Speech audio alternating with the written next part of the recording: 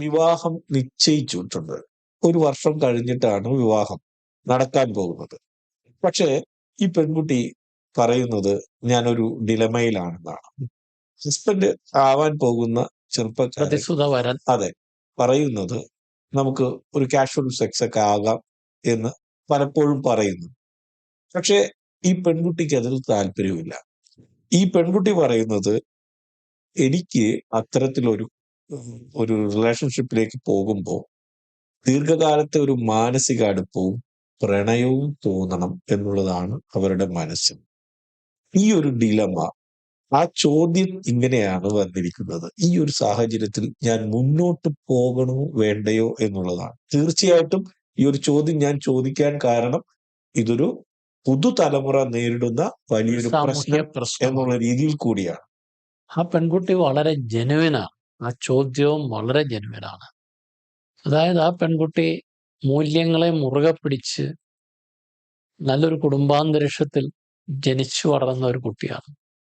ആ മൂല്യങ്ങൾ മനസ്സിലുള്ളത് കൊണ്ട് തന്നെയാണ് ഇങ്ങനെ ഒരു ഡിലമയിലേക്ക് എത്തിയതും.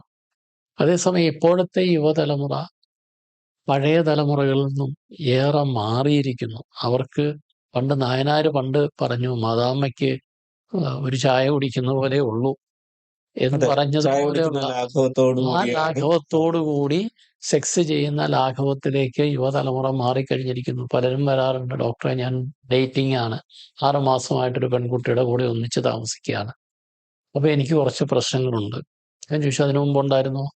ഇല്ല, കഴിഞ്ഞ കൊല്ലം എനിക്ക് വേറൊരു ഗേൾഫ്രണ്ട് ഉണ്ടായിരുന്നു, അപ്പോഴും എനിക്ക് ഇതേപോലെ പ്രശ്നം ഉണ്ടായിരുന്നു. അപ്പോൾ വസ്ത്രം മാറുന്ന പോലെ പങ്കാളികളെ മാറുകയും ഒരു കാഷ്വൽ റിലേഷൻഷിപ്പ് ധാരാളമായിട്ട് വരുന്ന ഒരു യുവതലമുറയാണ് ഇപ്പോൾ ഉള്ളത്. ആ ഒരു തലമുറയ്ക്ക് ചേർന്ന പെൺകുട്ടിയല്ല ഇത്.